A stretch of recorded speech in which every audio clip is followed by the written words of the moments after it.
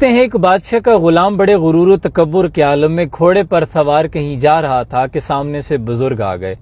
تو بزرگ نے اس متکبر غلام سے کہا کہ دیکھو نوجوان، اتنی اکڑ خانی اچھے نہیں ہوتی۔ تو اس پر اس نے اور اتراتے ہوئے متکبرانہ انداز میں کہا کہ تم نہیں جانتے کہ میں فلاں بادشاہ کا غلام ہوں، میں بادشاہ کا بڑا منظور نظر ہوں، بادشاہ مجھ پہ بڑا بھروسہ کرتا ہے، جب اسے بھوک لگتی ہے تو میں کھانا کھلاتا ہوں، جب وہ سوتا ہے تو میں اس کی حفاظت پہ مامور ہوتا ہوں، وہ جو بھی حکم دیتا ہے میں اسے بجا لاتا ہوں، الغرض میں بادشاہ کا بڑا منظور نظر ہوں۔ غالب کا ایک شعر یاد آ گیا کہ بنا ہے شاہ کا مصاحب، پھرے ہے اتراتا، وگرنہ شہر میں غالب کی آبرو کیا ہے۔ تو بزرگ بھی فہم و فراست کے مالک تھے۔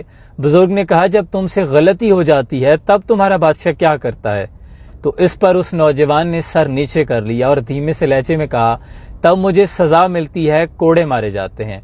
تو اس پر اس بزرگ نے کہا کہ پھر تو مجھے تم سے زیادہ اترانا چاہیے، کیونکہ میں ایسے بادشاہ کا غلام ہوں کہ جب میں بھوکا ہوتا ہوں تو وہ مجھے کھلاتا ہے، اور جب میں سو جاتا ہوں وہ ہر طرح سے میری حفاظت فرماتا ہے، اور جب میں بیمار ہوتا ہوں وہ مجھے شفا دیتا ہے، اور سب سے بڑھ کر جب مجھ سے کوئی غلطی ہو جاتی ہے تو معافی مانگنے پر وہ مجھے معاف فرما دیتا ہے اور شفقت اور رحم فرماتا ہے۔ تو اس پر اس غلام نے کہا پھر مجھے بھی ایسے بادشاہ کے پاس لے چلو، میں بھی اس کا غلام بننا چاہتا ہوں۔ تو اس پر بزرگوں نے فرمایا پھر اپنے رب کی غلامی اختیار کر لو، کیونکہ وہی بادشاہوں کا بادشاہ ہے۔ گدھا کو بادشاہ کر دے یا بادشاہوں کو گدھا کر دے، میرے مولا تو جب چاہے کسی کو کیا سے کیا کر دے، اور کبھی کنواں، کبھی منڈی، کبھی پھر قید میں یوسف، کبھی ایک مصر کا قیدی مصر کا بادشاہ کر دے۔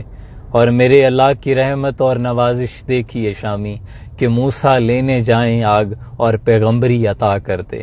یہ میرے مالک کی شان ہے اور سدا بادشاہی اسی بادشاہ کی ہے۔